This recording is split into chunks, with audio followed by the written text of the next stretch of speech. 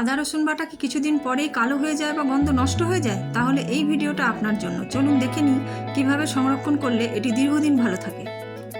প্রথমে আদা ও রসুন ভালো করে ধুয়ে জল শুকিয়ে নিন। ব্লেন্ড করার সময় ভুলেও জল দেবেন না। এর বদলে দিন 1 চামচ খাঁটি সর্ষের তেল আর সামান্য নুন। সর্ষের তেল এবং নুন প্রাকৃতিক প্রিজারভেটিভ হিসেবে কাজ করে, যা ব্যাকটেরিয়া জমতে দেয় না। এরপর ব্লেন্ড করা হয়ে গেলে আদা রসুনের পেস্টটা একটা পাত্রের মধ্যে ঢেলে ভালো করে মিশিয়ে নিন। এরপর এটা ভালোভাবে মেশানো হয়ে গেলে একটা এয়ারটাইট কাঁচের পাত্রে ভরে ফ্রিজে রেখে দিন। ব্যাস, দেখবেন মাস পার হয়ে গেলেও একটুও রং বদলাবে না, আর এর দীর্ঘদিন পর্যন্ত সুগন্ধ বজায় থাকবে।